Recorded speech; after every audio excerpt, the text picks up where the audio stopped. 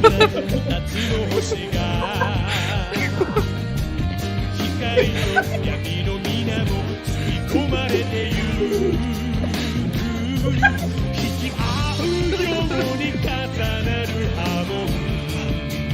my god.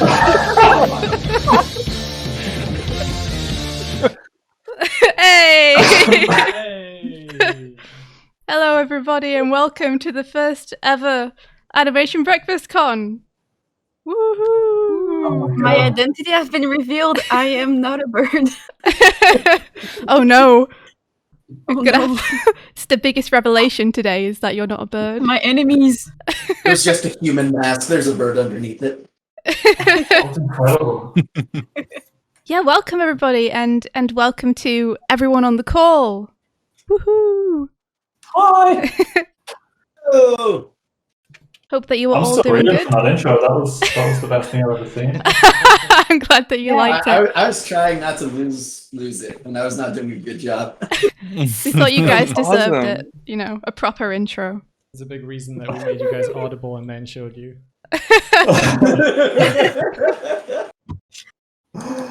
Oh, that was beautiful. Thank you so much. So I feel like I could quit after seeing that. It's like, I've made it. You've peaked. That's Yeah. it. Do you want to introduce folks? Oh, okay. Let's see. So we have on call, we have Patrick Stannard, who is the head of Knights of the Light Table, has been directing super cool stuff with Powerhouse, has directed a bunch of music videos that you probably know, like Night Runner, Magnum Bullets, helped us out with Starlight Brigade, blowing the payload for the Star Bomb folks. Tons of cool stuff. There is JJ Conway, who was who was one of my story heads on the Rise of a TMNT movie. Incredible border, awesome person, has worked on TMNT 2012, is currently working on Transformers. Awesome stuff. And then there is Paperbag, who is an incredible person, amazing animator, has made a ton of independent animated films and has recently founded his own studio called Studio Mala, which is based in Ireland and doing amazing stuff with super cool freelancers from around the globe and within Ireland itself. We have Zebirdbrain, who is a YouTuber extraordinaire. She has her own channel called Zebirdbrain, where she drops awesome knowledge about various Toon Boom products like Storyboard Pro and Toon Boom Harmony. She's always there to help us out when we need it. And she's also worked as an animator on various things, such as Glitch Text. And then we have David, who is one of our favourite partners in crime.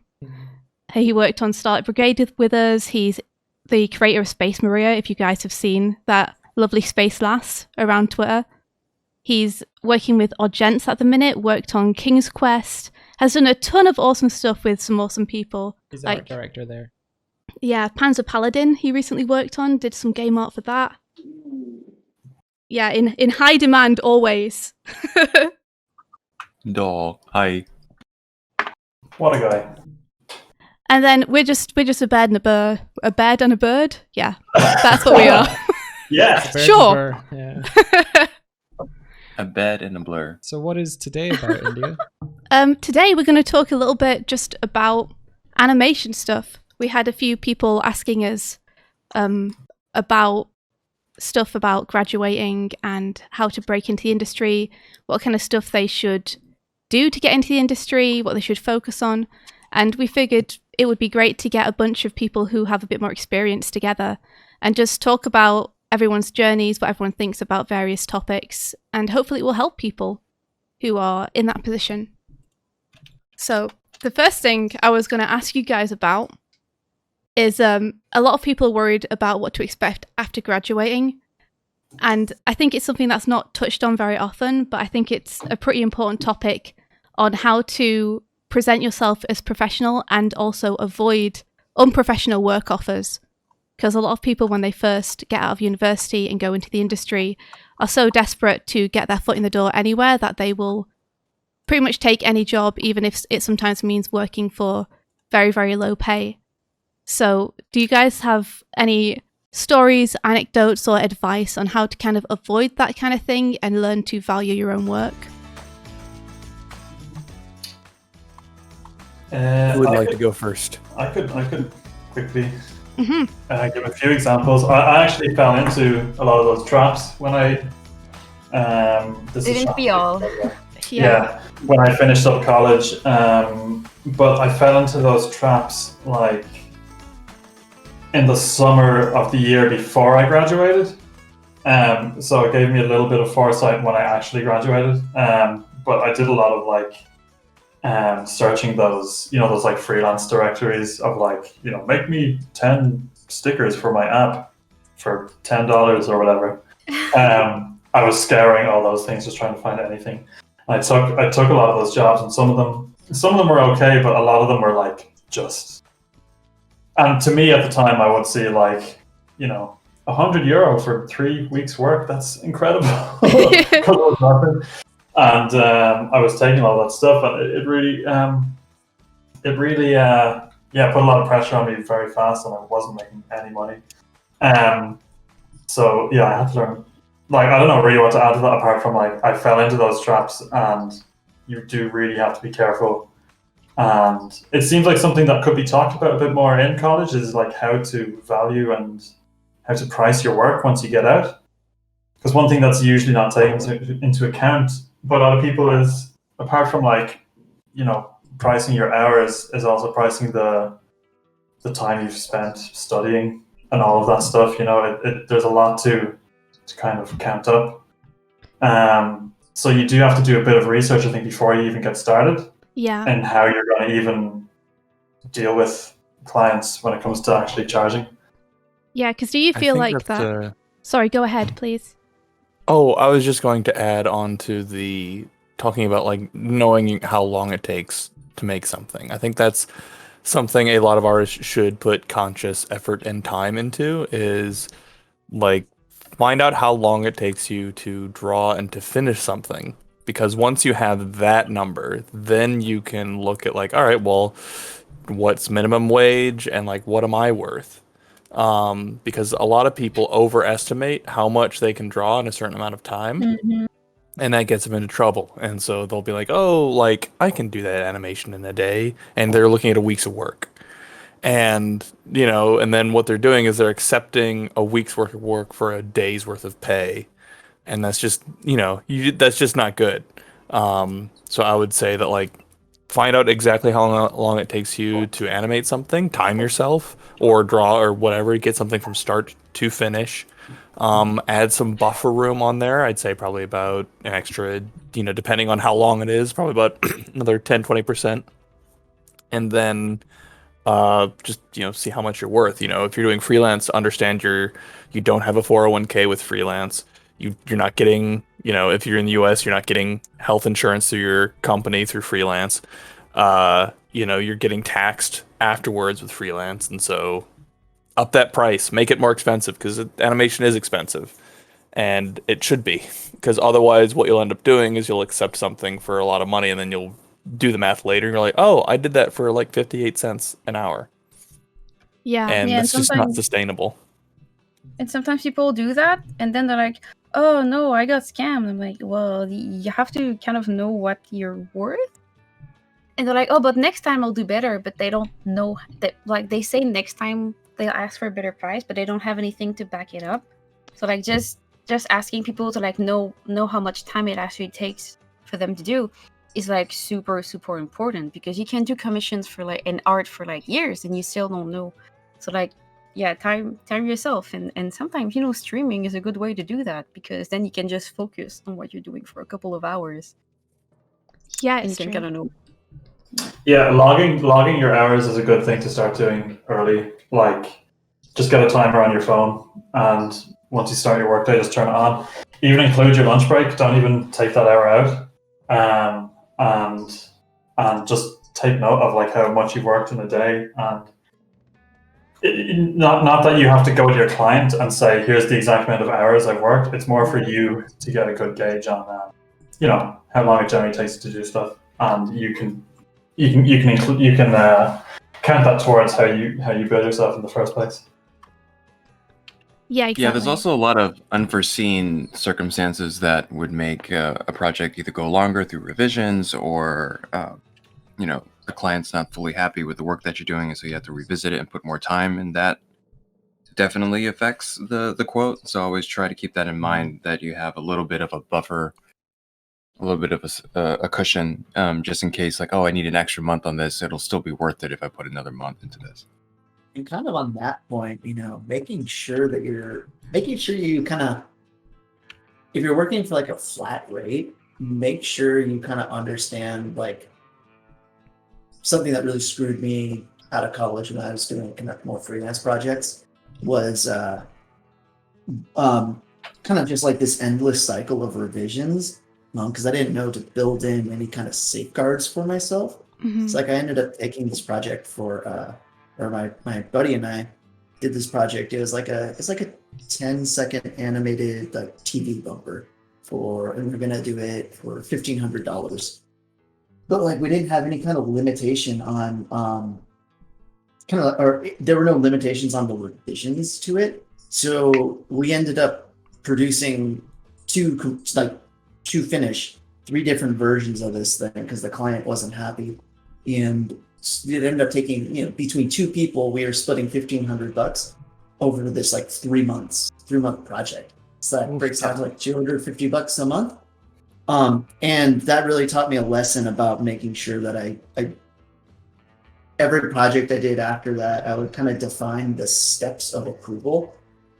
And so like for like a comic I did after that, it was like, okay, at the rough stage, like you get like 2 revisions at the thumbnail stage, you get 1 revision at the rough stage, 1 revision at the clean stage, and then once any of those steps is approved by you, any revisions to approved work is done at an hourly rate that's punitive. So for that comic, it was like $75 an hour, and you make that a punitive rate so that they only trigger it if they have to. Otherwise, you end up with people who are indecisive and take advantage of you. Mm-hmm. Yeah, that's something you really have to do early, is just really come up with an agreement for the structure of the process between you and the client. It's such a vital thing because, I fall into that trap too of just revisions going on forever and ever and ever and ever and ever. And even like it's that kind of thing is like if you're not working with a producer, like when you're starting off, you really kind of have to be your own producer, especially if it's something that's not, it's kind of different when it's something that's your own passion project and your baby or whatever. But like when it's something for a client, especially if it's just like some advertising gig, like you need to be your own producer, and that you have to go, okay, even if I'm not pushing everything into this, like I have to respect my own time and just get what the client needs. Because otherwise you could be doing a job that like you don't really care about. You're doing a good job in it, and you've ended up doing far much more time on it than you need to. So set those boundaries with your client as as respectfully as you can. Like, I'm not saying you have to be combative from day one or anything. A lot of this stuff can be done with very respectful and casual chat, but like setting up those boundaries of we need to have rounds of feedback, and once something is agreed upon, we either can't run back in it or we have to talk about charging more for it. And I think it should be said that for anyone who's getting intimidated by this and they're saying like, I'm not even out of college yet and I have to suddenly be my own producer, like we're kind of setting general guidelines from our experiences on these. But there's plenty of resources out there to find what you should be paid. I would say personally, I think a good starting rate would be around like 25 to 30 an hour for a freelancer. Mm-hmm.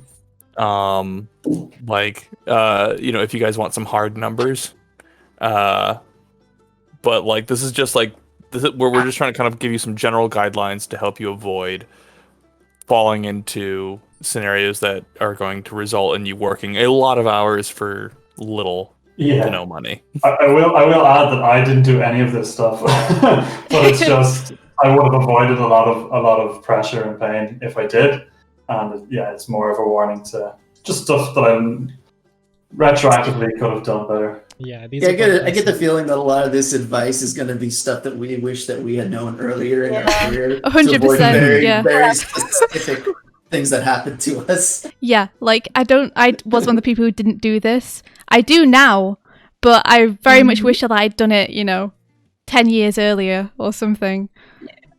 It's a lesson you learn through being burned. Yeah.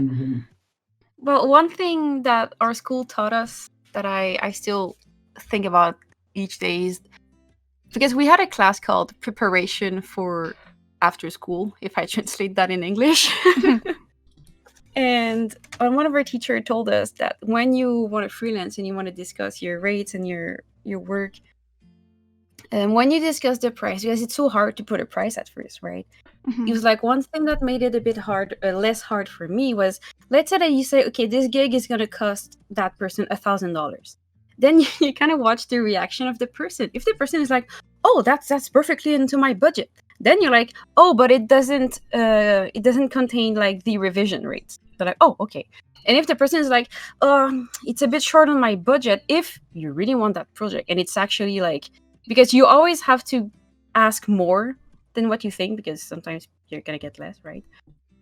So since you already asked more, like you have to tell yourself how much, like how can you lower this if you want to lower it, and then you say, oh, but it does contain, for example, like 1 or 2 revision or something. So like you give the price. If the person is super okay with the price, then you can say, oh, but it doesn't contain this.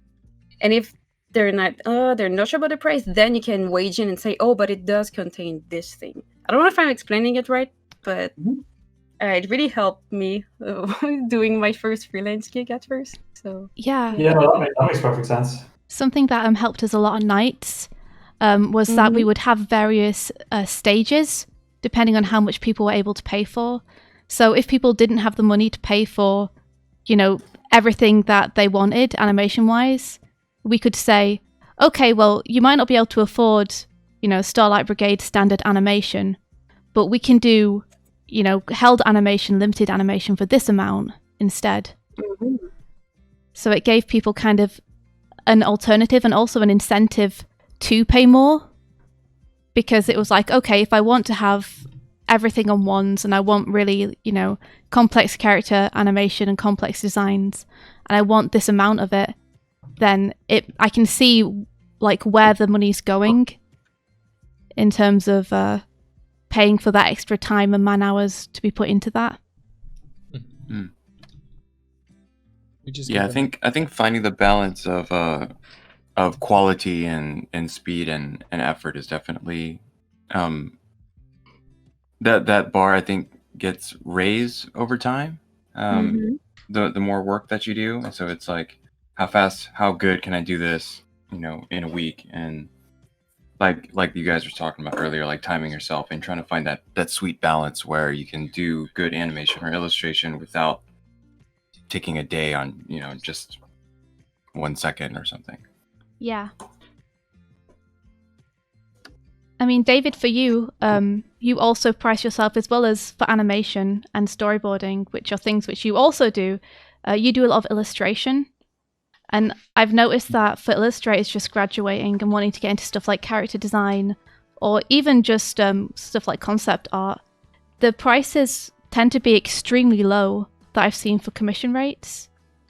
And it seems like it's kind of a hard trap to get out of, because if everyone's pricing themselves low, anyone who prices themselves reasonably is going to look like they're pricing everything super high. Do you have like any advice for how to get around that? It's interesting because usually whenever I get approached for like, hey, we have this idea, can you like concept some ideas, and then possibly for an illustration or something, it's harder for me to price that because I don't know how much time it'll take to create a concept that they'd like. I've made the mistake before, and I say before as in like not too long ago, thinking like, okay, I'll price it to where it's like if I spend X amount of hours on this, it still feels good, but they could like it the first or second go around. Or I'd go into a project thinking like, all right, they already have their designs. They're going to do my version of it, and it'll be like super quick and easy. But then I have 20 revisions, and so it's interesting. And then I'd have other moments where you'd be hired for an illustration, but you're kind of concepting the look all at the same time while you're trying to do a composition, and that is anxiety and stress inducing trying to do that. I've actually had some projects halt. So yeah, so to try to answer your question, definitely the more info you can get from your client, the more informed that you can be as the artist, and kind of gauging, their personality and following your gut. Definitely charge like an hourly rate for the concept work, and like JJ was saying too, like be pretty punitive with it. Like, for $500 you'll get this and this and X number of revisions, but if this goes over, like, I'll have to charge you extra hours because it's going to take me more time to do it. Yeah. And you just kind of have to stand firm on that, to be honest. Because there are clients who will try and push back on it, but in general, they're probably not the kind of people you want to work with. Mm-hmm. Yeah, and I think also too, it gives you a solid idea and a goal for the end product of what you guys are both getting into. And so if the client feels like, okay, I spent 500, this artist just as I thought they would do it, but they haven't been able to, I'll hire someone else, and everyone just kind of parts ways, kind of thing. Yeah. Having the I guess kind of the elephant in the room on that topic is like getting your first gig and wanting to bolster up your portfolio with professional work, and there's arguments to be made for just spending time getting stuff in your portfolio. So I wonder, like, does anyone have experiences there? Yeah. Like I do tend to tell like my students and the people, like, you can be picky with jobs, but and I might be wrong, because like who's absolutely right in this world, but usually I say I tend to be less picky about I was less picky about my first job, because it's important to get your foot into a door at one point. But as soon as I got that first work experience, it was so much easier after that to kind of negotiate into other like job offers and stuff like that. So that really helped. Mm-hmm. My first gig wasn't the best, but everything I learned from it, and it wasn't too long, it was like a month or two. So, but the thing I learned from it was insane. And then for my next job, it did make it easier. But like, it's not a job I would have accepted after, right? Because the rates were really high and it was a bit random. It was like concept hard for a TV pitch and stuff. So it was crazy. But maybe because it's important to get the work experience, because the longer you wait between the school and your first gig, sometimes like you get like disconnected from, because in school you animate each day and then you're in the groove, but then the longer and longer you wait between the jobs, it kind of gets harder to motivate maybe. Mm-hmm. So it's kind of great if you can get something quickly out of school. But yeah, I don't know, my thought on the matters. So how do you make the jump between school and that first opportunity? Well, I mean, for me, it's pretty quick. Like, since I went to animation school, when we finished animation school, there is like this movie night where we all project our movies, and like companies actually come to watch the little short films, and then you have a talk with the people from the industry. So that made it really easy. So I have an easy answer, so I don't think that's the best answer for everyone. But I mean, that was my experience in animation school. So then you are like, since you're in a school, you are in constant contact with all the industry. So that did make it easier.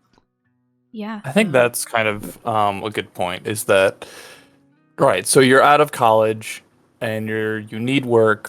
What do? I mean, let's say you didn't go to college. Let's say you're an independent animator and you're just trying to find work.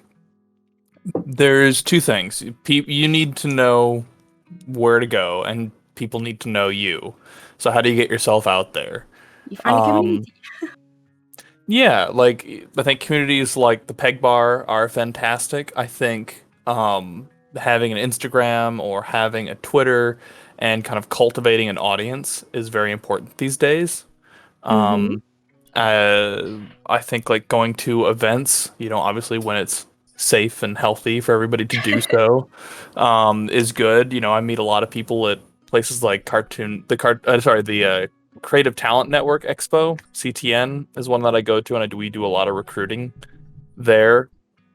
I would say like those main things, like have a business card, have a nice clean portfolio that has some of your best work, and then go to the events, have an online presence, and we can get into the minutia of like that later, but like those are the kind of the main two aspects.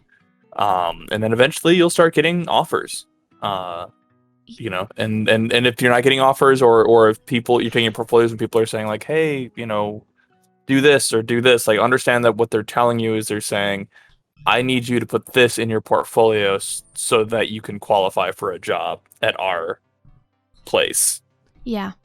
Like, I think if you're in a position to do personal work, then personal work is definitely like a really good thing to be doing to fill in your portfolio, because you don't necessarily have to be able to have work from real clients in your portfolio if stuff in your portfolio is really good and you're good to work with.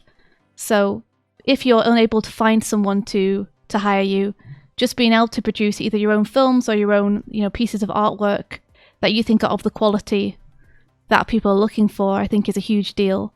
Or being able to work up to that quality by pursuing your practice outside of school or university, even if that means having to get like a part-time job, which I'm sure a lot of us have had, like after graduating, just something like a barista job or something, or a waitressing job I've had, but so long as it can afford you the time that you need to be able to live and also practice on the side, there's like zero shame in doing that.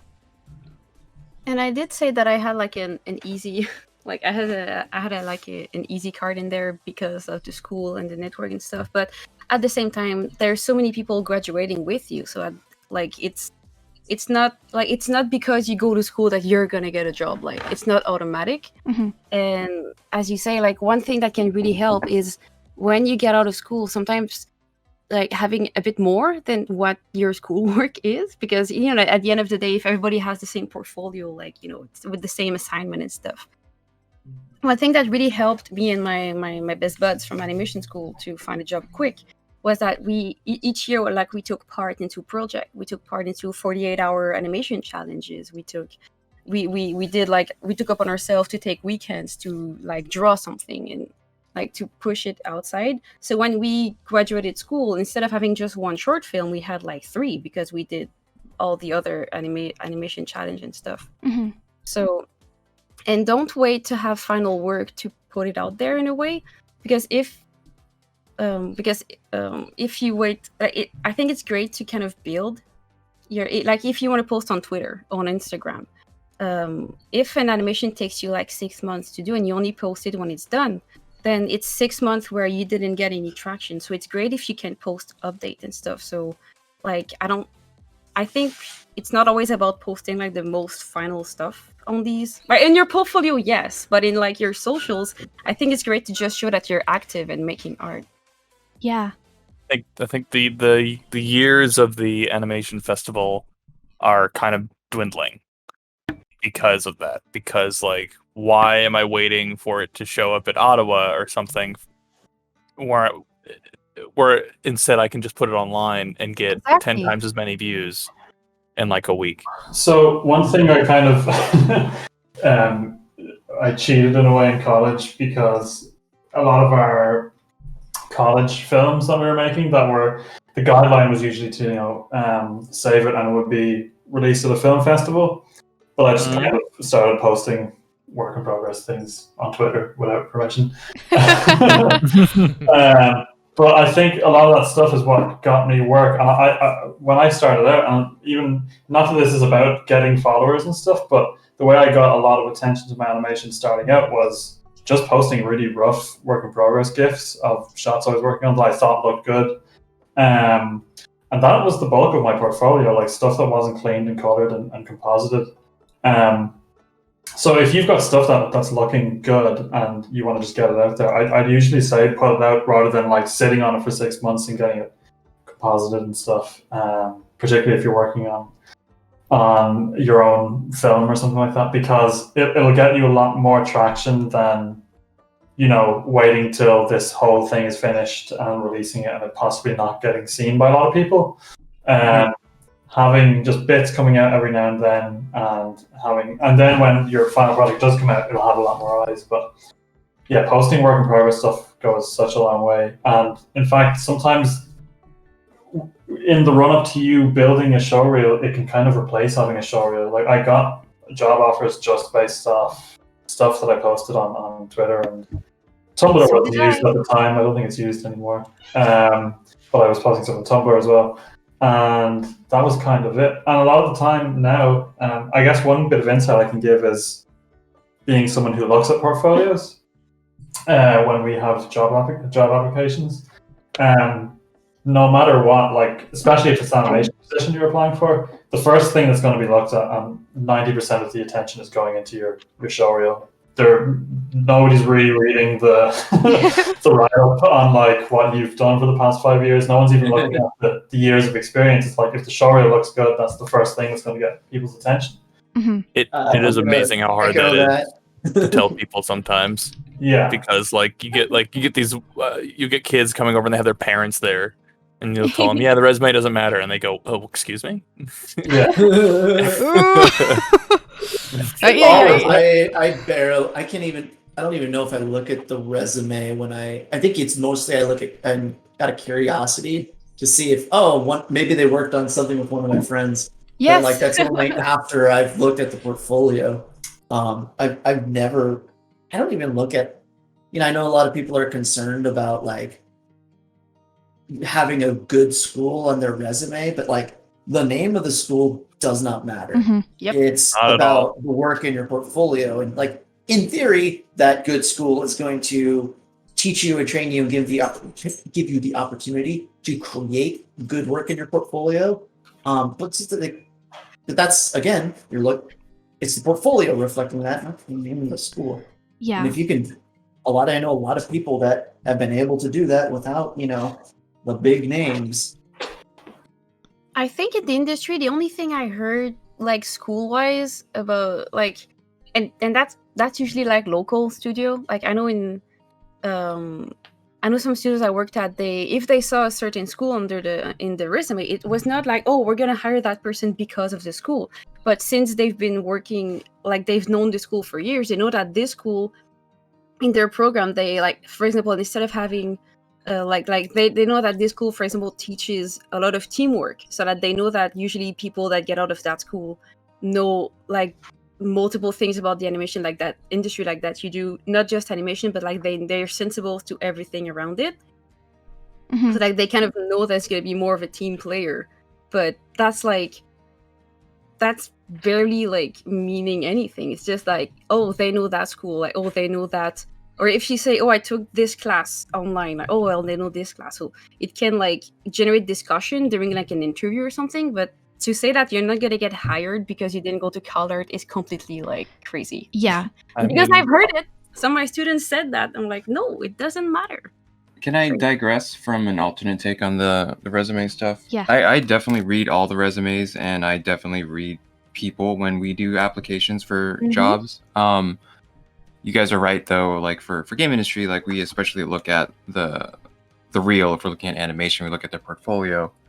But we also gauge, like, for me, I'm going to be investing time with this person on my team and interact with this person on a daily basis. Like I want to know a bit more about who this person is on social media. I want to know what they've done with their time, what they did with school and their prompts, and what kind of other work they've done. I don't have a college background outside of a couple years, so I spent most of my life in the restaurant industry, and so like I want to see like what this person did with their day job before the art thing came around, if that applies. I want to see like where they've applied themselves and how they interact in interviews. And honestly, for me, it kind of comes into like the styles make fights kind of situation. Like, what is this person like? Am I going to be able to grow with them? Are they going to be able to grow with us? And will they make the project better? Will they make me better? Will I be able to make them better, etc.? Yeah, I think something really important to talk about is the soft skills side of it, which is, your work is super duper important. It's also really, really important that you are good to work with, by which I mean like friendly, reliable, communicative. Yeah. Mm-hmm. And that's something Definitely that isn't really from taught. a director standpoint as well.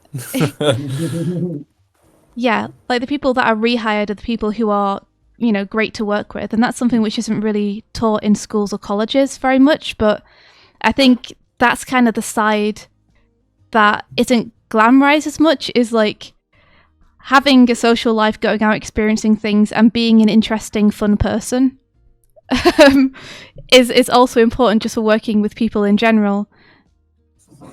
I want to add something to that. I'm pretty naturally introverted. Like all of my, I don't know if it ever looks like I am, like it's easy for me to like just talk to people. That is entirely learned behavior. It is like, it's actually like pretty difficult whenever I join a new crew because I don't know anyone, and it's like hard to start those like social interactions. And so I bring this up because something that I didn't realize for a long time was how valuable it is. Like when you're new on a crew, if people go, hey, you want to go grab drinks after dinner, or hey, you want to go grab lunch with us? Man, those are really, really valuable opportunities to like bond with these people. Mm-hmm. Like even like I didn't really drink much when I first started in my career, so I kind of passed up a lot of that. But like you go to a bar, just get some water, and then you're hanging out, developing these personal relationships with these people, because that's like I've gotten almost every single job I've ever had through connections with people. Of course.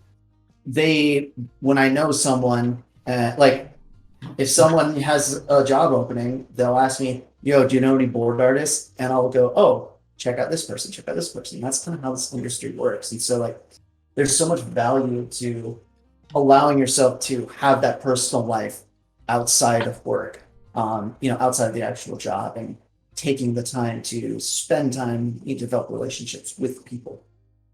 Yeah, networking 100%. doesn't mean getting to know who the hiring people are, or like the HR people. It doesn't mean looking to who's like the top tier level. Networking really does mean like who are the people on the ground, who are the people who are alongside you. As like your graduating year, they're all going to go into jobs elsewhere, and they're going to remember the people they graduated with, who were the ones that worked hard, good work ethic, were fun to be around, and who were the ones where you just like you didn't sit next to them because there's so many reasons you just came into your head. You're like, oh, I know that. Who you mean by that?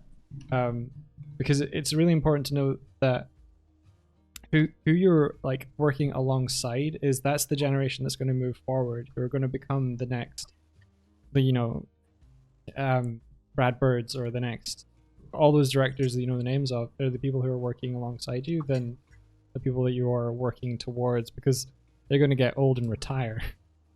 But it's yeah, like it's gonna be hard to like jump ahead of the line and like network and be friends with Brad Bird, because he's got his own network, he's got his own friends, he's at a totally different stage in life than someone who's starting their career. But like what you want to do, to echo what was just said, befriend all the people who are on your level, because they are gonna rise. They are like the ground level. That's like the next generation who will be running shows within 5 to 10 years. Yeah, you have to do the next big thing. You don't have to like kind of try to infiltrate the big thing. Like like, create your own, not your own luck, but like create your own opportunities instead of hoping that one is going to fall on you or something. I think like if I could give anybody advice to like how to act in a studio environment, it would be like, be kind, be patient, listen, and when you're given direction, like take it. Mm-hmm. Like I think like those are the main things, and if you can do that, I think you're good, right? If someone is being, or if you're in an environment and like you're just kind of, hey, how you doing? Like, this is my first time. If you're honest about like what you need, honest about if you think you can or can't do something, Yeah, that's. but not being abrasive about it. Like, just don't be like abrasive or confrontational, because like a lot of us are dealing with enough anxiety and work issues that we don't need a personality dispute on top of that. Yeah, there's like people who just like bitch and moan about everything, or who just like, complain about every single thing. It's like, man, when I'm stressed, sometimes I just need someone that is going to be a little bit more of a ray of sunshine, man. Like they're like, when it comes time to like hiring, I'm like, well, like this person's work is okay, but man, they really drag morale down on a project. I think I'm gonna pass. Yeah. Yeah, like you want someone who's going to make your job easier, like not make your job harder because you have to sort out all the problems that comes from hiring them. And I shit you not, but one of my early jobs, like a few months into the job, like I was not new there anymore, but like the owner literally, like he did tell me, like, you were the best one of the bunch, but you're super fun to be around and you drag everybody up. So like I wanted to keep you on the teams. So like I guess I'm the living example. It's not about how you hold your pencil. It's like if you're not like, because he was like, I have so many good artists, but like they're always doubting themselves and they're always like super stressed. And just having people to goof around and actually do the work and take the critique and stuff is just great. And I'm like, okay, that's cool. I was a baby. To chime in on the portfolio and getting into your job and stuff too, it's very easy to put. You're going to be very passionate about the work that you do and the hours that you put into your portfolio, and you're exposing yourself to potential hires by showing them like, this is my best work. And it's very easy to get down on yourself when you don't get those gigs. And you're not always at your best. Well, at the time, but regardless of like the thing I'm trying to say is that your work is not bad. It's maybe just not what they're looking for. Maybe that's not the style they're looking for. I mean, this comes from a person that's been drawing anime since I was in junior high, and I thought I had a great portfolio. Super nervous about it. I needed work. I put it out to like 10, 12 different studios, even some in Austin, and didn't get any of them because I'm pretty sure they're like, this guy just draws anime. We need someone who can paint. We need someone who can do other stuff. So it's very easy to gaslight yourself into thinking that your skills aren't there. And so you just do what you're passionate about, and always never forget that you should still constantly try to hone your craft, even when you do get that eventual work. I wanted to kind of follow up on something he was saying. He said something to the effect of like, oh, this person can only draw anime. That's not what we need. It's really important when you're applying for a job to understand what that job is looking for. Whenever somebody kind of, like I'll get messages from, recruiting from other studios saying, hey, we have a project. Do you have any samples? I'll always ask, what kind of show is this? Comedy, action adventure, action comedy. And I want to do my best to understand what they are looking for. That way I can send them samples that best reflect that show that I am capable of doing that. And so kind of what I have is, I've probably pulled 15 samples or so from my career that I think are my strongest samples. But whenever I apply for a job, I choose, maybe like 4 or 5 of those samples that I think best represent or best showcase the skills I have that are a match for that show. So like if it's more comedy leaning, I have more of my funny scenes, more of my comedy dialogue scenes, that kind of thing. If it's more hardcore action, I'm going with my really intense fight scenes, my really intense action scenes, or really like meaty character scenes.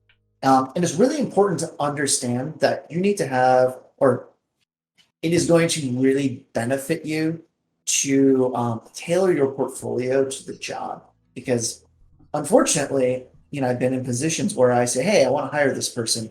And my producer will say, this person only has this kind of work. I don't think they can do our show. And unfortunately, it's just a reality. Like, the easier you can make it for somebody hiring to see, oh, this person can do exactly what we need them to do, that's going to really benefit. I always tend to like take this knowledge and try and think of it in metaphor, and the one that came to mind just now is like someone is coming into your restaurant and you're handing them a menu. You don't want to give them everything you could possibly cook. You want to give them the thing they want to eat. So like handing them a menu and there's 3 items on it, if they want to eat every one of those items, they're more likely to order something than if they have to browse for half an hour to figure out, oh, they have anything I want. They don't have anything that is appetizing to me. Also, make sure your best sample is the first one in case they don't have time to look at another one. It's like, I hate to say it, but like if I have 20 portfolios to look at over my lunch break, I'm not gonna comb through every inch of every single one of them. I want to go eat my sandwich. So like, make sure your best sample is your first one. That way you make a really strong first impression. Because like, if your first sample is weak, I might just go, no, and I won't see that really great thing that would make me hire you later. Yeah, and I'd say I think there's a similar methodology when it comes to presenting your work to clients. We get at Powerhouse, we've done a lot of boutique work, and it basically, like, the client will always choose the worst design. So if you were presenting like 5 designs and like 2 of them you don't want to animate, but you're like, maybe we'll put it in there for variety, don't put it in there for variety. They will always choose the one you don't want to work on. So only present the ones that you do want to work on. And I think I heard this apply a story. similar concept to portfolios. I heard a story about a guy. One of my friends was working on it was like a big franchise show, and he had to like crank out 10 variations for this like iconic vehicle that and he's like, well, 9 of these are great. Crap, I need 10. This one's fine. I'll never choose it. And of course they choose the one that he hated. And it was like, so it was in like multiple seasons of the show. They made a toy out of it, and I just think about that whenever I hear kind of like what Pat was just saying. Hope he has that toy on his desk. Really blunt bit of advice I could also add to showreels is, do understand that a lot, especially if this is a job application that there's been a call out for, do understand that the person looking at them is probably looking at a spreadsheet of like 200 links. So maybe, pretty much exactly what Patrick said. Make sure like not all of your best stuff has to be at the start, but at least something to hook you in. So one of your things that would be considered the best thing at the start, and also don't have like a 20-second title card of just like a black screen and text. No. The person watching into the habit of clicking ahead in the timeline and just skipping through stuff, and you really want the person to be engaged and just sit down and watch it. And the second they just start hitting like the arrow key to 5 seconds skip through your thing, you're gonna start losing them. Yeah. I mean, I don't know if that's to discuss, but like, I think in a reel the only text you should put in there is like your name, and if you want like your tag, your email, like how they're gonna reach you, but like that's it. And usually I put it at the end. I'll put the clip I want to show. After that, I'll put my name, and after that, I'll put the rest. So that if they look at it, they're like, oh, I like that. Who's that? They have the name. And after that, if they want to keep watching, they just keep watching. But I don't know, to discuss, but that's usually how I did it. One thing I'll also add is that there's very rarely going to be a point where you're going to feel ready to have enough work for your showreel. Like, one curse you're going to have in working in art is that you're never going to feel like you've like, right, I've hit the skill level that I'm happy with now. This is it. Never. So people really struggle to make a showreel sometimes. They feel like, well, I don't have the body of work yet, or my body of work isn't good enough. But if you want to say you want to get a job in any department, be it like cleanup or ink and paint, animation, or there's like a trainee role, you don't need to have like this superstar Sakuga showreel to get noticed for that kind of thing. Like if you're showing that you're competent enough for specifically the thing they need, which could be something that, you know, is fairly entry level. Just put something together and put it out there. Like, it's not like you have a certain amount of strikes for not getting a job, like 3 attempts and you're gone or something. Whatever you have, if you want to try to apply for a job, but you feel like you need another year to work in your showreel, try giving it a shot anyway with what you have, because you still might have the skill set they need, and if you get that job, it's possibly. And sometimes, even if you don't have the skill that they need for that exact show, sometimes studio will have 1 or 2 or 3 shows at the same time, and if they don't need you for this one, maybe because between the time they put the job offer out and the time they get to look at your portfolio or something, sometimes they're gonna have like slight opening into their show, but like, oh, we need 1 or 2 more people to help on ink and paint on that completely other show. Sometimes they're just gonna call you still, being like, oh, we don't need anyone for that show, but we can hire you for this one. And you know, a foot in the door is a foot in the door. So Yep, 100% on that too. Something my friend told me when I was trying to get in, like I started as a production assistant at Warner Brothers for about 1.5 years while I was, I was still struggling. My art wasn't good enough to get an art job yet, but so I had like a lot of doubt about myself, and I was like, well, it's just not ready. It's just not ready. And my buddy, he kind of like told me, he's like, dude, like, let them decide whether your art is good enough or not. Yeah. Like, don't decide for them. So like, yeah, even if if I pass on your work, I'm not going to remember in a year unless it's the exact same sample. I might go, wait a minute, I think I've seen this before and I think I passed on it. But like, as long as you're like continuing to improve yourself, no one's going to say, oh, wait, yeah, this person's applied 3 times, no more, sorry. Yeah. And the worst thing is that they You say hit your no. limit. 100%. Like the first animation job I got, I had been putting off applying for it for ages and ages and ages. And then I made myself, even though I didn't feel ready, and I got it. And I was like, oh, maybe I could have done that 4 years ago. You know? So And sometimes it's nice for like producers to see when, you know, they see a portfolio come in from someone who's fairly fresh and maybe it's not hitting all the marks they need and they don't get that job. Maybe a couple of months later they apply again and they see it improved. They'll go, oh look, this person's still out. Like, that will impress people, just that alone. I think there might be an example of that in the chat. I Oh. don't know, is Porky in here? Porky, yeah, he was there. yeah. He was there like 10 Yeah. seconds ago. Porky revealed to me recently that apparently I had looked at their portfolio at CTN, and I don't know if it was their words or not, but someone said ripped him a new one, which I felt bad about. But like he assured me that like I wasn't like too brutal. But and then like I was astonished because like their work that I was looking at was like fantastic. I was like, really? But like it was, you know, I think that then generates a memory for me of like someone who's made a massive amount of improvement. I think Hardick is the same way. yeah. You know, Animatuning's like seeing what he was doing with Sonic the Hedgehog like a couple years ago, and then now he's like one of my favorite animators to have work on Knights projects. Yeah. I have a similar experience there actually, where it was like the guy I co-founded the studio with, Stephen.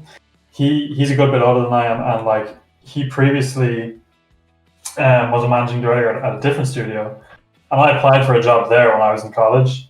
And he looked at like my portfolio, and it wasn't very good. And I think he just kind of said, "Oh, thank you very much. We'll be in touch, whatever." And it's just so funny to think that like 7 years later, like we founded a studio with them, and I told him, I was like, you know, I applied for a job in your studio, and I didn't get the job. And like, so it's not like there's this thing where if you fail your application, that they're like, well, that person's just not getting a job forever. And I'll put them on the list, on the pin board with a lot of like. I mentioned the blacklist. I'm like, there's no black. Like, you're not gonna get blacklisted because like your portfolio is not there or something. Like, just No, you get blacklisted if you're an asshole on the internet. Yeah, exactly. Yeah. Dude, I was literally about to say, like, that's what makes people remember a name. If you're just a total pill on the internet. Like, Yeah. wait, this guy's a this person's an asshole. I can't imagine spending weeks on end having to deal with this person 8 hours a day. That's probably a good transition into like what does make a good online presence. You know, because I have a couple of friends, and they very much use their Twitter accounts both to post work and to vent. And I always worry that might not make the best impression for people looking to employ them for stuff. What do you guys think about it? My personal opinion is if you see somebody venting about work all the time, you know that they're going to vent about you if you hire them. It's mean, really there's that. great. If you want to vent specifically about work, make a second private Twitter account and just vent to yourself, or like 2 friends you want to vent to, rather than your like 10,000 followers or whatever. I would say do to friends for sure. Yeah, trusted circle. Like there's an issue of you know, if a studio, especially a studio that's like based on commercial work, boutique stuff, like, you know, if you are an animator on some sort of commercial project and then you just start saying like, oh my god, this was the worst project, this is shit, and then the client of that project sees it, they're going to contact your studio head and they're going to be like, what the hell is going on? You know, like, we're trying to have like we hired you to do this commercial, we're trying to have a good marketing strategy around this, like, why is this suddenly trending? You know, like, there's always that risk, and so and like it just can create a headache.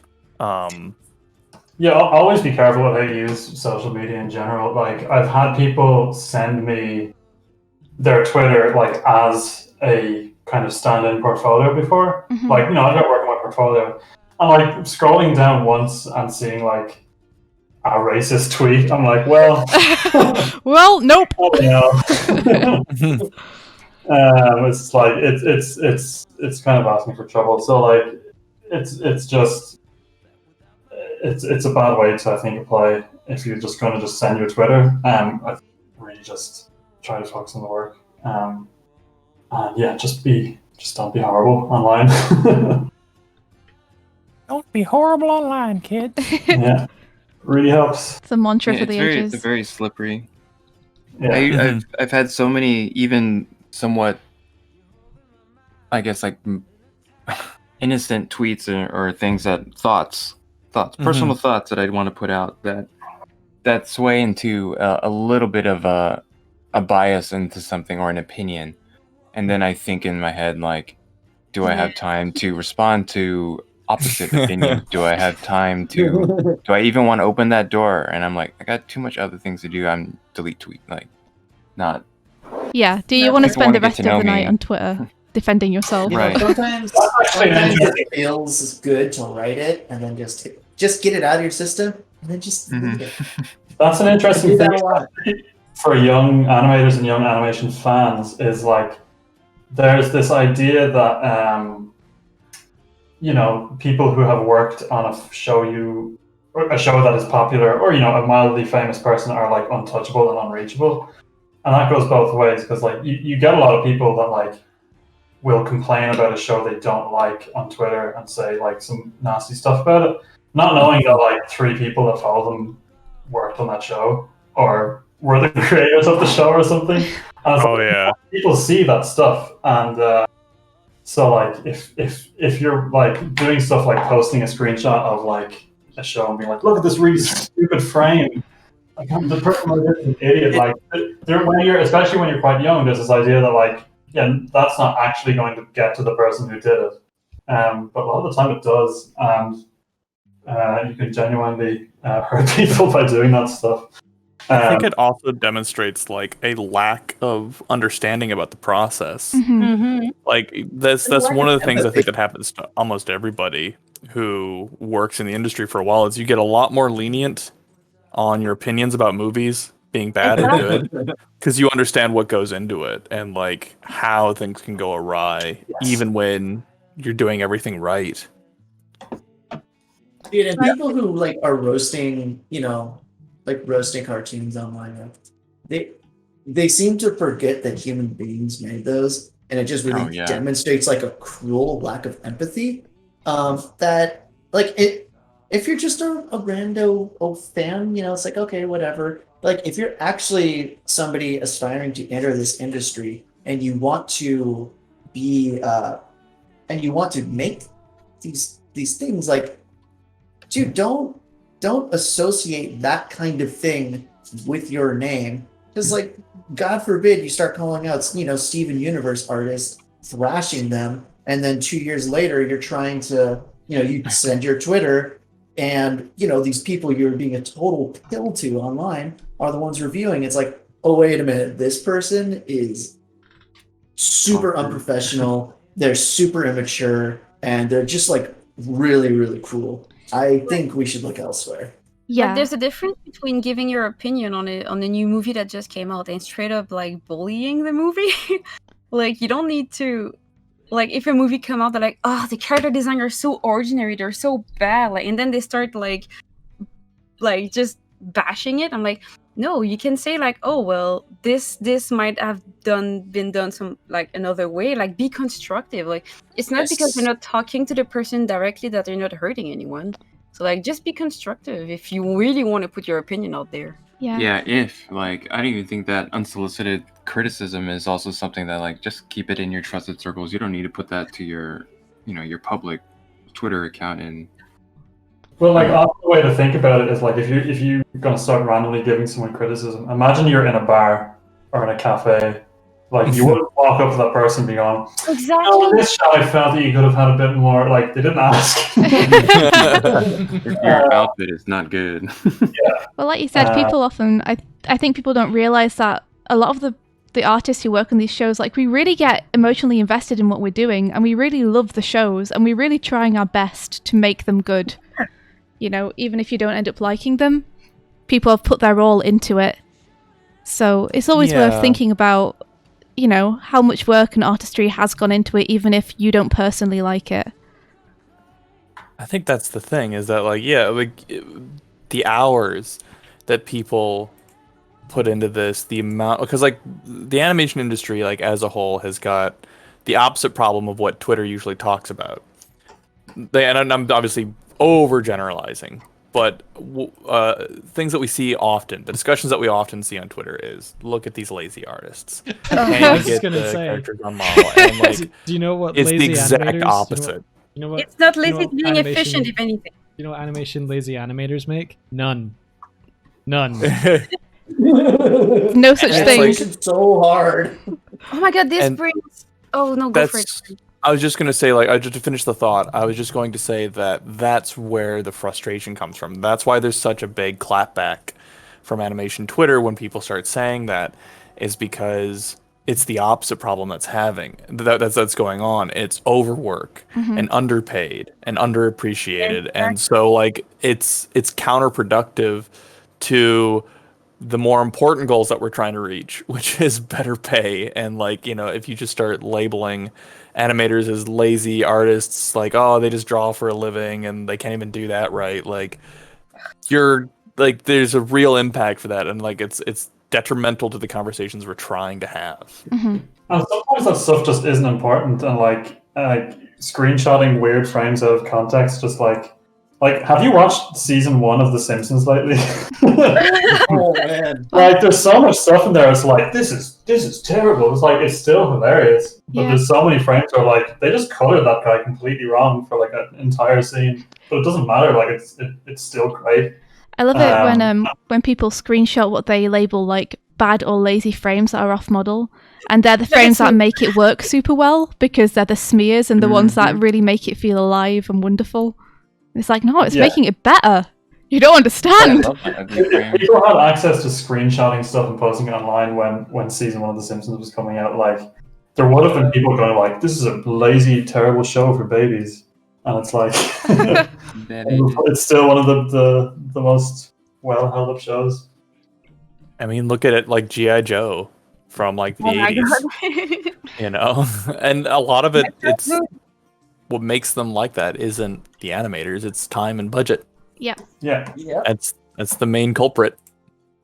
Yeah, I don't understand how expensive this is. doing this out of love and passion. We don't need to be paid to do that. Come on. Like, are you an artist or not? Oh, did I just say that? Yeah. Like the only person I'm actually going to apologize to for my like loose and crappy drawings and storyboards is the animators who have to interpret that. But I think even they would understand, like, oh, this is a crazy ass fight scene, and this person only had a certain number of hours in the week to actually do this. Because like, dude, the schedules are so brutal sometimes, oftentimes, and it's just such a grueling amount of work in such a relatively short period of time that it's, like, you know what? Sometimes you're gonna shorthand a face, and Yeah. preaching to the choir. It's nice to hear, though. It's cathartic to talk about. Yeah. Because it is It's like one of those rants that I would write out over the course of like 8 tweets and then delete it because it's not productive to put publicly. it's good to know, though. Like, it really is such a huge amount of work, and even if things don't end up looking, like they're the most polished things in the world, you've got to know that like hundreds of people probably put hundreds of hours into making it that way, making it the best they could. I think being in the industry just makes you appreciate. It's supposed, at least, to make you appreciate like the art form a bit more. Like when you know how many hours you put in a week and how much crunch people get put through. Like I don't critique movie the same way I did before I went to the industry. Yeah. So the other topic I think we should definitely touch on is, after having said all that, what do you guys think are the most important things in terms of the work to make sure that you focus on? Like, would you say draftsmanship is probably one of the most important things? It might be good for like each person to speak about it from their perspective. Yeah. So I know we have a pretty wide range of, like, it's different if you're going for visual development than if you're going for animation, than if you're going for storyboards. In terms of like, things like what's the most important thing to work on. I think that's really interesting because that kind of varies so much. I mean, I think if we're strictly talking animation, sometimes I think sometimes animation principles even trump draftsmanship. Because you could be working in rough animation and like getting the feel of a movement can mean even more. And some people do that with not as like technically skilled drawing skills as others. So it's a really varied mix, I think. I guess it depends on what the thing is. Yeah. India, you want to call us out one by one? Yeah, sure. All right. Let's see. Well, Patrick, what would you say is most important to a place like Powerhouse? Say there's a house that specializes in sort of 2D animation of high quality. What would you say for applicants to that kind of place would be the best thing to focus on? Yeah, I mean, like, draftsmanship is pretty high. In that, like, just your ability to draw perspective, draw anatomy, to do clean, to do drawings that don't require a whole lot of interpretation, because we are a studio that outsources to Korea, and so very legible designs and artwork that is if that can just be in between is important to us. A lot of our characters are complex, high fidelity, right? Which isn't to say that like characters like Mickey Mouse and the more Western style aren't equally complex, but in a different way. You look at the designs of Castlevania, and they're based off of like Cowboy Bebop and Vampire Hunter D, Bloodlust, and so you're dealing with a very specific type of anatomy. And yeah, I would say draftsmanship is probably number one in there, and then also putting perspective in that category, and then I would say animation is equally important, like your motion information. Coming from a standpoint of someone who can do limited, or who can do who can understand their motion, who has good spacing, I should say, because that means you're understanding your motion without the need for a lot of in-betweens. because these aren't going to be on 2s and 1s for the most part, except for like the really important ones. So being able to plan out your animation and understand how it works without needing all those in-betweens, or being able to visually project where those in-betweens are going to go so that you can send it to an outsourcer. I think those are some of the biggest things needed for a powerhouse animator or board artist. Yeah, I think like good drawing skills are pretty high. Yeah. In that. When it comes to the boards that Powerhouse do, would you say that you board pretty tight? We do. It depends on the production. But we kind of invented our own pre-layout process. And we're slowly working on implementing various forms of layouts, like a Japanese layout process. But right now, we kind of hit a middle ground with a lot of that, which means that we're getting a lot of our boards to a near layout standard, and then choosing specific shots to kind of elevate to what we call a PHA to animate type shot. But yeah, like the artists that do our boards are doing very on-model, clean boards. So that way there's less for our outsourcer partners to interpret. Yeah, that makes sense. Yeah. All right, JJ, if you were going to hire a boarder onto your team... That's a similar answer. Yeah? It's a pretty similar answer. Draftsmanship and perspective are probably two... They are two of the things that really... Those make the first impression for me.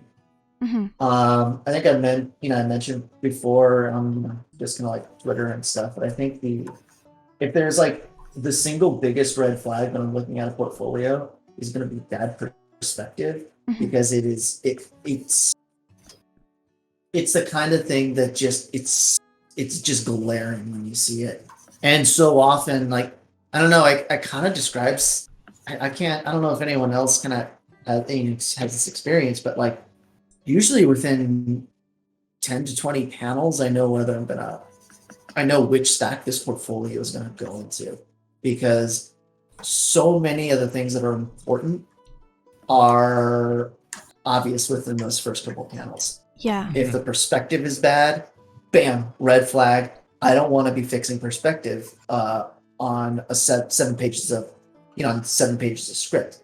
And then if the posing and the draft, if the posing, so I think I'd put posing kind of a little bit above draftsmanship, because like for the shows I worked on in Nickelodeon, being kind of layout ready with the cleanliness is less important, but having solid anatomy, strong posing, and like good character and expression is really important for me. So like those two things, you're gonna know whether this person has it or not within 10 to 20 panels. And then also, and then kind of beyond that, since I'm looking only at storyboards, I'm not really looking for animators and stuff. I'll flip through a scene usually. I don't read any of the dialogue. I usually don't listen to audio, because ultimately, in my experience, it's like that stuff is generally unimportant to how well a scene plays, because at least for my taste, I think a scene should play visually completely. And then that audio just adds, detail, like, your audio and dialogue helps emphasize the story, but I'm not interested in just something that's, just the shots need to help tell the story. The character acting is telling that story. I don't, like, if the dialogue is I'm sad, I don't need to read that. I should be able to see that in the drawing. And I actually kind of do it when I review storyboards for work. I'll flip through the scene first and just make sure the story is playing visually. And then I realize, oh wait, I gotta go make sure that they actually got all the dialogue and stuff. But those are the things I look for. Like, most important, dialogue and posing, and then after that, it's making sure your story is communicated visually. And I can't emphasize that enough, especially if you're applying to shows that are more like cinematic storytelling. I know this is going to be different if you're applying to if you're trying to get into like prime time, with things like Family Guy, Bob's Burgers, because so much of that is script and dialogue driven. But if you're applying to like cinematic storytelling, making sure that story plays visually in your samples is essential. Yeah, so it's like communication as well as being able to clearly pose out what's happening and get that perspective on point. Yeah, exactly. All right, David, tell us if hey, what's up? if someone wanted to work with you guys at Oddgents, what kind of stuff do you look for specifically? Yeah, let's see. So, JJ had some really good points, like with looking at the sort of fundamentals and things like, can this person draw a figure, in perspective, like correctly? Are they faking it? A lot of times you'll see like very flashy portfolios, like, wow, this is a cool style. But then when it comes down to like the data that you need to collect from this, like if you're working in a 3D game, it's like, can this person's art be actionable to where I can give my 3D artist this drawing and it's like, can you see these shapes? And if it's something that's, it depends on like what you're looking to hire. If you're looking for like a concept artist that has just really loose, cool, imaginative ideas, like that's like what you're wanting. If you're wanting someone that can take that further and do orthographical illustrations for 3D artists or models, that's another thing. For me personally, we work in a very small team, so the artist that we bring on is a person that's going to be like in my close circle of people that I talk to every single day. It's like the type of person they are, how good they are with matching the style and art direction, how do they deal with feedback, and and experience level is for me kind of second. Like, of course, I'd like someone that has a ton of experience, but sometimes it's been more of a detriment because they come in with experience, but also years of baggage. Mm-hmm. They've worked with like terrible art directors or worked on failed projects, etc. And sometimes it reflects this. Sometimes I've had better. Hands down on anything I've worked on with someone else besides me, the most memorable experiences and successful little projects have been with those that have been more junior, that are eager and learning, and I can see that they're doing their best, so that it motivates me to do my best. That's really nice. Yeah, it's super interesting as well. It goes a lot having that passion, I think. Yeah, passion is it's a lot of it is passion, a lot of it's who a lot of it is getting that foot in the door and doing your best, and someone that didn't graduate with any kind of art degree or anything, like any kind of foot in the door and a chance to prove myself is key to making that connection and to getting that work. Yeah. How do you spot that in a portfolio? Let's see. You can see we'd get portfolios, like some people that have worked 10, 8 years, 5 years, whatever, in game industry, and they worked on these cool games. I'm like, oh yeah, this guy would be a perfect fit. But then you look closer at like their responsibilities. This person said lead 2D artist, but were they the lead because they were the only 2D artist? Like you kind of find out this information in the interview, and a bit of like about what their workflow is.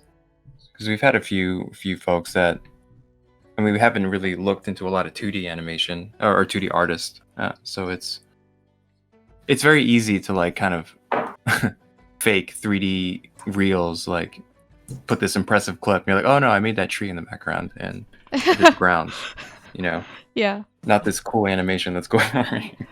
So yeah, it's tough. There's definitely a good vetting process, and especially when you work in smaller groups and smaller teams, it's good to put in that due diligence, because it's not just like this person draws well or animates well. It's how do they fit, and can they fit with us? Mm-hmm. Mm-hmm. Okay, Sean, I'm coming over to you. So Hello. Studio Mala probably has the most diverse of kind of things that you produce and do. So when it comes to looking for people who are going to fit in, what kind of stuff do you look for? Yeah, that's interesting because I guess it also like who we hire in terms of departments varies a lot as well, because we do everything in-house, and that goes from storyboards to designs to animation to comp, unless the client has provided boards and designs. But I guess one thing that I'd differ, where draftsmanship for us is super, super important with designers and board artists, and definitely to a degree animation, but when we're hiring for animation, we really need to see strong principles, because we do everything frame by frame. It's all hand drawn, and we rarely use either Puppet or Tween based software. So we've had portfolios before where like there's some really amazing drawings in there, but they just the movement is so stiff, or they're not making economical decisions when it comes to keying things out and stuff like that, or sometimes overworking drawings. And that's something we really want to see, is like just clever applications of animation principles. I mean, this is the basic stuff, like just your squash and your stretch, and easing in and easing out, and overshooting, just that sort of stuff, because a lot of that stuff sometimes it's more about training up a feel for it, and it's harder to articulate, especially now when we're in working remotely with everyone. Whereas building up draftsmanship skills is something that can be trained in a bit more when you're providing designs to artists, and you have art directors who can like give a lot of pointers there. So that's one thing we often try to do, is like try to have avenues for training people up in what they feel they're weak in. But one of the harder things to articulate quite quickly is animation principles. And I mean, because sometimes people can go through college courses and it's something they just didn't really focus on, but still got through. So that's something I would really want to see, because that applies to any style, no matter what the style of the project is. Like we've had some projects with more realistic art designs, and we've also had some really goofy, wacky stuff. Like if you're doing stuff where the drawings are technically like quote unquote bad, the appeal of that comes through with the animation principles for us. And same thing with more realistic designs. Is like, even if you want to make economical decisions with really tight, super detailed drawings, if your animation principles aren't down, it's not really going to work. I can't really claim this as this is very specific to our studio, because we do handle most of the stuff. I know a lot of studios abroad would like do more co-productions where they're outsourcing stuff. So that's one thing I really like to see, and that's specifically in animation. And I do kind of emphasize that, because that's usually the area where we're hiring for the most. When it comes to things like cleanup and ink and paint, something that is specific to what we're calling out for is usually good. Sometimes, basically what you guys mentioned a second ago, like if you're including a clip where it's a fully comped shot, but you animated it but you didn't clean it, and it's a cleanup position you're applying for, specifying in the reel like what you did can usually help. A little footnote at the bottom of the screen, or describing that in text somewhere. But that would be it for us, I think. Because again, that's the area where we would put out call outs for applications. All right, awesome. And then last but not least, we have Z. And it's me. I mean, you have worked with a huge amount of studios in various positions, so you must have a lot of experience of what kind of stuff they look for. Yeah, so like I was hearing all these high-end production needs, and I'm like, what am I doing here? But actually, I am here. And so and I just think this shows how many different jobs there is. Like, if one doesn't work for you now, you can always try something else. Like, don't get discouraged if you get a no from a studio. Just keep pushing and trying, because like we all get like sometimes even I just assume that people are just amazing and just get every job they want, but you know, everybody gets turned down, and I think that we should share that. But what do people look in the jobs that I had? Sorry for the noise in the background. I have a lot of people in my It sounds fun.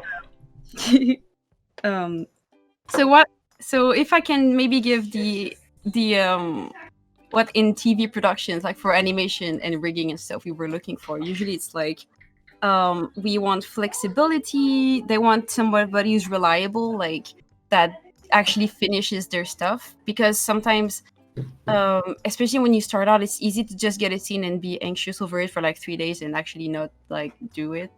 So I remember that we all been there. I remember my old boss was like, when he used to watch at reels, he was like, I love seeing rough animation into the reels, but I really look for a finished project, because if he gets a reel that is just rough animation, then how can he tell that people actually like finish what they started, which is really important when you're doing animations for a show, you know?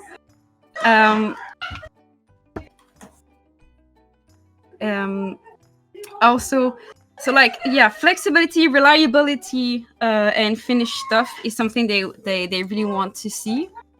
And yeah, because I've worked in compositing, rigging, and animation, both cutout and hand-drawn, so it's a bit all over the place. But yeah, so just being able to get the critique and like apply what you're being told is really important. And I think the way to put that in a reel, for the that's always the hard part, you know, because a lot of it comes into the interview, right? Yeah. But the way to put it in your reel is, I guess it's like I said, like try to take part into projects. Because, you know, as you grow up in your art career, when you start, I think it's really interesting. I always tell my students, like, take part into the map, like multiple animator project, like get a scene into a project like that, like be part of something, because being part of something like that is really helping. Wait. Yeah. To expand a little bit on what Z was saying, I do think it's important when you graduate to not just like sit and wait for the work to come to you. Like, keep busy doing stuff that you're interested in, that you find fun, because it'll be building your skills as well as continuing to put new stuff on your reel. Okay, I'm back. I'm sorry. Hello. Yeah, the quick thing I was about to say was that yeah, like take part into some things, and because that's something we talk about this week, like young students or like animators that want to take part into projects, but like there's no pay. Sometimes the pay is also what you get out of it, out of like experience. Being part of something that can drive your art forward is also, like, in my book, it's also a pay.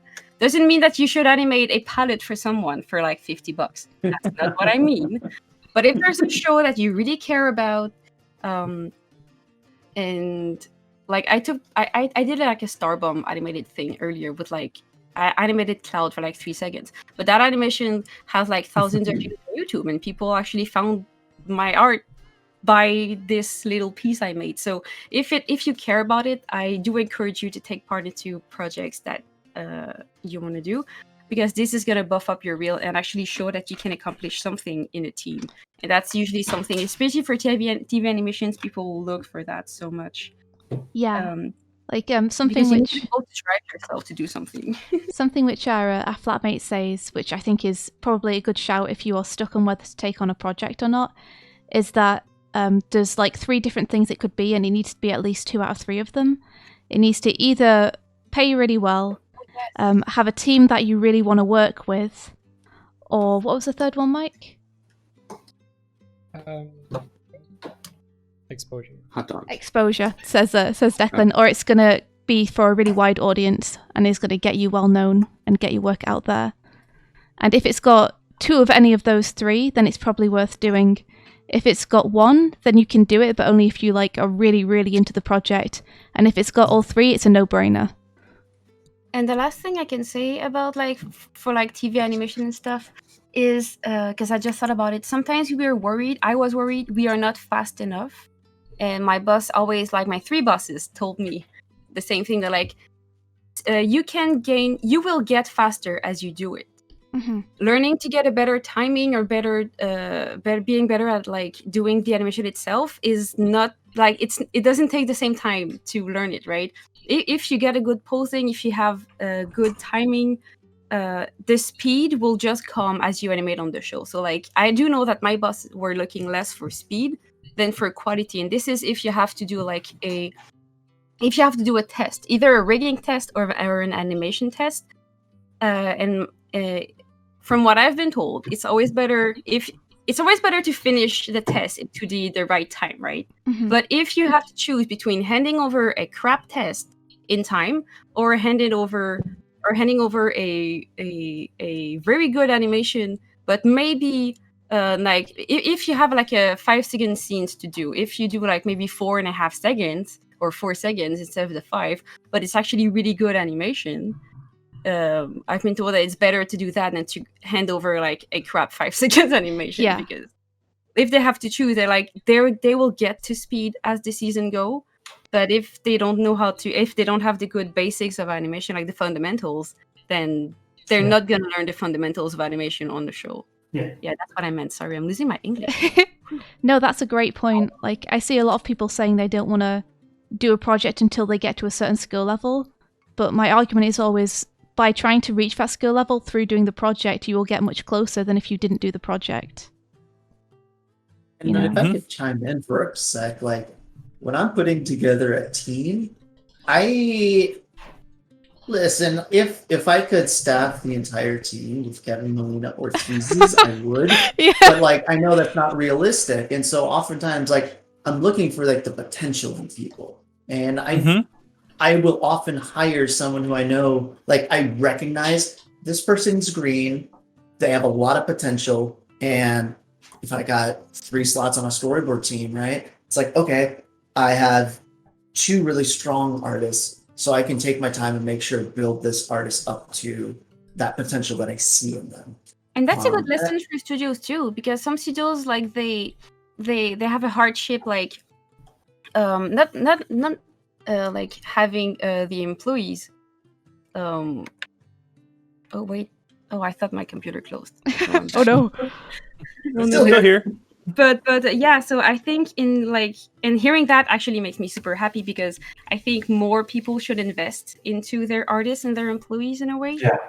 Because like I mean, I'm not a studio owner, I don't own anything, but like sometimes just expecting to get the best people in your team, well, like sometimes like you say, it's so great if you can actually like help build someone.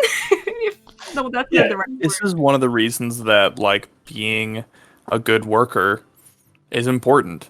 It's because we are constantly looking for that. You know, as studios grow, we need more management positions. Management positions come from people who are veterans at the studio for the most part. And so that means you need to constantly fill in the lower ranks to get, all right, we need more new people, and we want to build those people to directing positions, to supervising positions, things like that.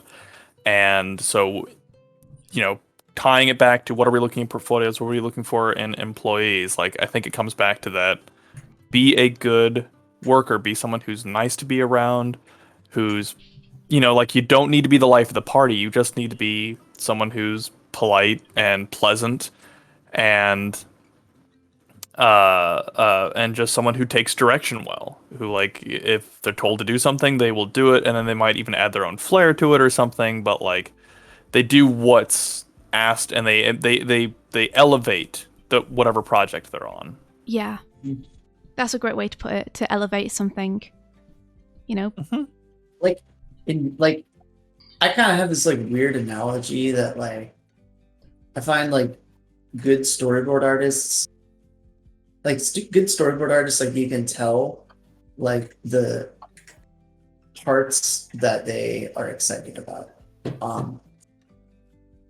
it does, like, I might get a really well drawn scene, but like what's gonna bring it to life is when they find those moments and really like milk them, and like you can tell what they are excited about with like the image they have in their head that they need the world to see.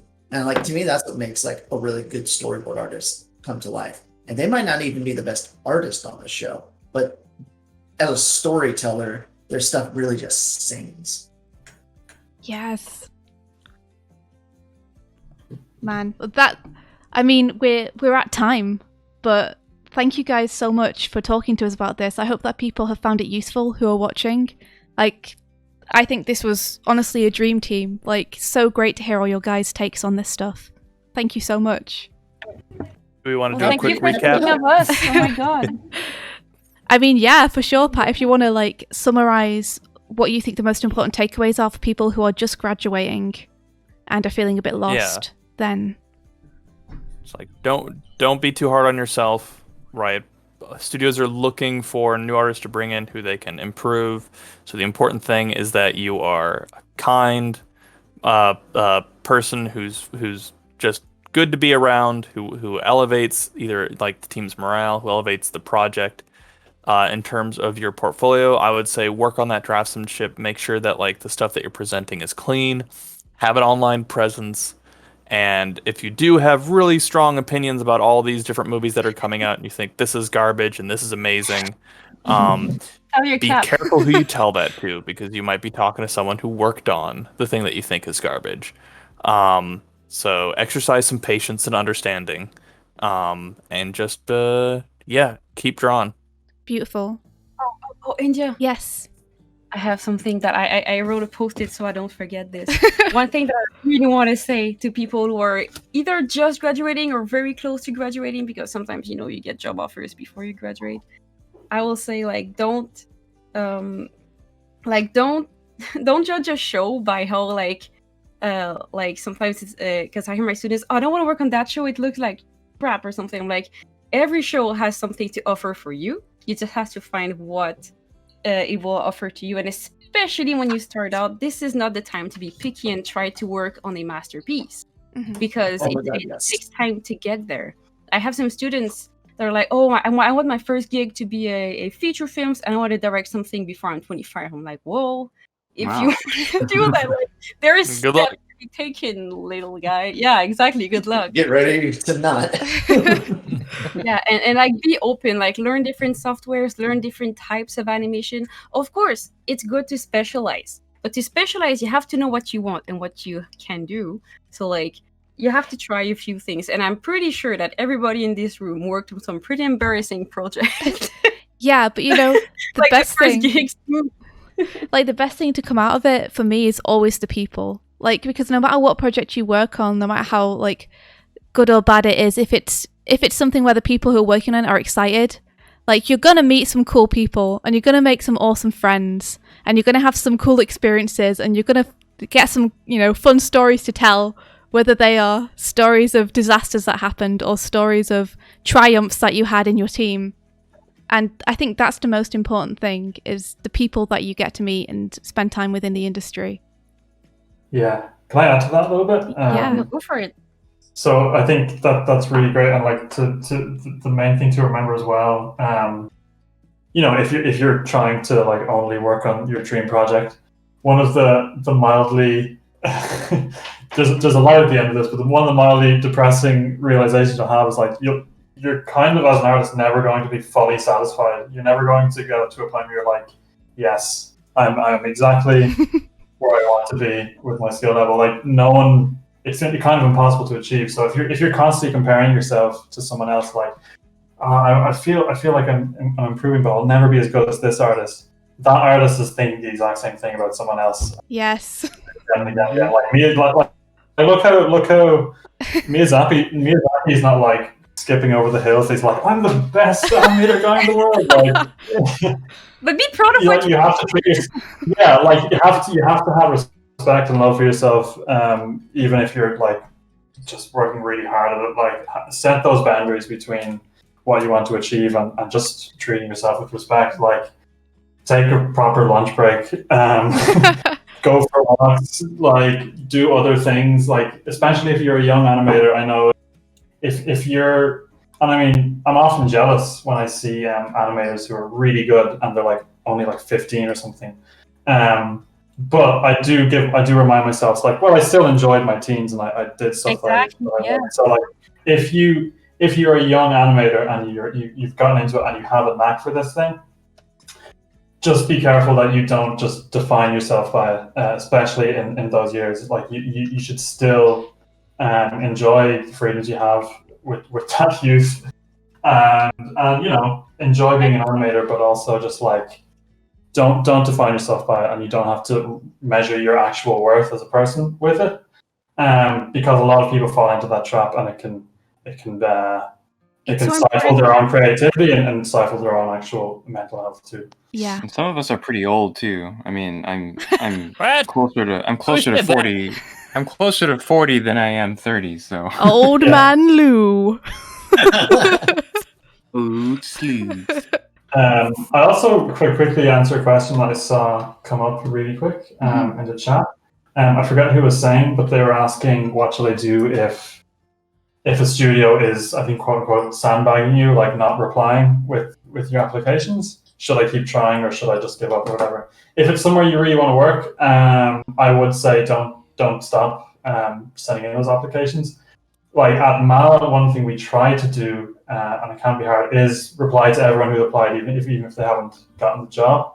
But it's not easy for some studios to do that because sometimes they're dealing with thousands of applications, and they're just sometimes they got one person replying to all the emails. Yeah, and like the reality of it is sometimes it could be a studio that just wants to hire one person, and they might have just found the person within 2 emails. So do just keep sending stuff out. Nobody's like choosing you and singling you out and going, you know what, let's not reply to this guy. I'm never gonna reply to this guy. Just keep sending them out because sometimes it can just be a matter of they were looking at a really big spreadsheet and they might not have gotten around to your link. Mm-hmm. Yeah, it just takes one good application, you know? Yeah. Yeah, I kind of want to like just echo that. Like, you know, I see people say like, "Oh, the studio's ghosting me." It's like really unprofessional. But like, try to understand that. Yeah, like we're looking at tons of people. I mentioned like, dude, I look at stuff like on my lunch break sometimes, and it's either like yes, no, yes, no. I don't have time to write, you know, a detailed feedback email to, you know, all those people. Yeah. And it's like, you know, oftentimes not even my job. My job is to tell people yes or no. And like, if you don't hear back from a job application, you know, you might follow up and say, like, you might follow up and ask, like, if you don't hear back, you probably didn't get the job. And don't take it personally. Just say, oh, well, you know, I'll apply to the next one. And, you know, keep working on your work, you know, so that the next time you can put an even better foot forward. Yeah. It's never personal. Oh, and especially in animation, sometimes you ask for, if it's a hand-drawn, I don't know for cutout, but for hand-drawn, you apply for keys. And then it'll be, oh, well, the skills doesn't match for key, but do you want to try the rough? Or like if you ask for rough, sometimes it's going to be, oh, well, do you want to try for cleanup? I don't think people should just up their nose on like I don't want to do ink and paint. I don't want to do cleanup. It's like, come on, like every job is great and it's gonna bring you something. And especially if you're starting out, honestly, even on Big Hero 6, which is just a series, we had so many people coming in first as ink and painters. Because it's great, especially to learn an example a new software. It's depending on what you do, sometimes it requires technical skills that other people cannot have. So like every job is super valid, and I don't think anyone should like look down on any of the jobs in the animation industry, because I've done most of them on different shows, and each one had some hardships and stuff. So like I think any opportunity you have, especially when you start out, to get like experience, just take it and don't like, I think up your nose is not the right expression. But Yeah. Cleanup is like my favorite part. So You're a madman. I relish any time I get to do some cleanup. It's lovely. No. I get to clean up y'all's amazing animation. You learn so much from cleanup. It's yeah, insane. it's the Mine got best. so much better this year. I do. Yeah. I do think that like having a broad range of roles that you at least try, and being in university is a great time to try different jobs, but it definitely gives you an appreciation for the rest of the pipeline, and I think you learn a broader skill set that way, and you become more flexible as an artist, I think, by doing that, and gain more respect for people throughout the company. And a lot of good studios will help you out. Like if you were offered a ink and paint position, but you want an animation job, like there is usually facilities in a lot of good studios to, you know, take that job, make it known that like you would really like to move towards animation, and they'll facilitate that. So definitely. And that goes for like, even if you get like a PA job, like you get your foot in the door. If you tell people that you're working with, hey, I really want to do boards, like almost everyone in animation is really friendly and is going to help you. And if they know that that's where you want to be, you know, they'll help you. They'll think about you when they hear about like a revisionist job. It's like, oh, you know, like we actually have this PA who's like really like they got some chops, and like you should look at their work. Like, don't turn your nose down at like yeah, don't blow off like PA jobs, because that's gonna, like any of these entry level jobs, getting your foot in the door is just so important. Yeah. And everyone does just want to help. Like everyone wants to see everyone else succeed.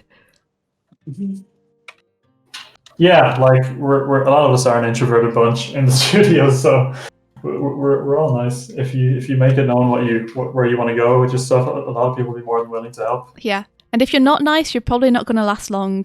So yeah, there's a big difference between communicating, being transparent about where you want to be, and saying where you should be already. Because if you're like, I should be animating, someone's going to be like, yeah, okay. Like, no, I should be doing that. Like, there's a very, very big difference of I would love to be doing that and I should be doing that. So make sure that you're communicating in a very positive way and not in a very antagonistic way. Because someone else in the company is doing that job and they have earned their way there. And you don't want to feel, you don't want to communicate that you feel entitled to that, but that you want to earn your way there, and you're open and receptive to taking the path less traveled to get there. Unless someone has literally stolen your identity or something. yeah, and that happens surprisingly often. Hey, that's my desk. I sure have that job because that's me. Cool. Oh man, yeah. Oh, thank you guys so much. Like this has been awesome. Yeah, thank you, India and Mike, for organizing this whole thing. It's really fun. We couldn't have done it without you. It would just have been us sat here. So thank you guys for coming.